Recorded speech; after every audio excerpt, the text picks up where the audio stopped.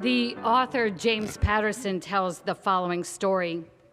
He's now very successful, but early on when one of his first books came out, it was still exciting to be in a bookstore and watch someone buy one of his books. And so he told the story of being in a Barnes & Noble in New York City and watching and seeing a woman pick up his book, look at it, and he was so excited. And then she stuck it in her bag and snuck out of the store. And all he could think was, does this count as a sale? Because as an author, that's what mattered. And all of a sudden, it didn't matter that he should yell thief and go to the front of the store to help them catch the woman. But would that count in his numbers that week? The story is great because it's human and relatable. We get it. He wants to sell books because he's an author. It's a different outlook you would expect, but that's what's so wonderful about this week's Torah portion, is it totally changes your outlook on Torah. Week after week after week, and we love him, but week after week we hear about Moses and God and how wonderful Moses is and how difficult the people are. And some weeks it's just hard to live up to what Moses seems to be. But in this week's portion, we have some relatable people. It's almost biblical comedy. They're almost clownish characters. We have a king who's named Balak and a prophet whose name is Balaam. Balak hates the Jewish people. Surprise, there were people 3,000 years ago who hated the Jewish people. And what happens is Balak orders Balaam to curse the Jewish people. And as much as Balaam tries to curse the people, ultimately, he can only bless them. As much as he tries to have a different outlook of the Jewish people, God loves the Jewish people so much that he lets only blessing come out of Balaam's mouth. And then in this huge transition moment that I'll read you in a moment, Balaam becomes weak, but he also becomes lovable to us. Our outlook on him changes from this guy who we're so upset with to something really beautiful. That his outlook changed, that as much as this powerful king was telling him to curse the Jewish people, he could do nothing but bless them.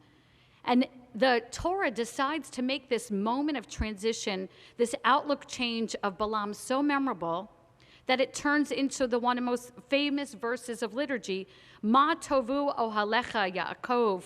If you come on any Saturday morning to any synagogue anywhere in the world, you will hear those lines. How good it is, your dwelling places, O Israel. That is Balaam's gut response in looking out on the Jewish people in the desert, the people that the king Balak wanted us to curse. Here's why we fall in love with Balaam. There's something called the beautiful mess effect. We tend to think that showing vulnerability makes us weak or inadequate or flawed, but it's really quite different.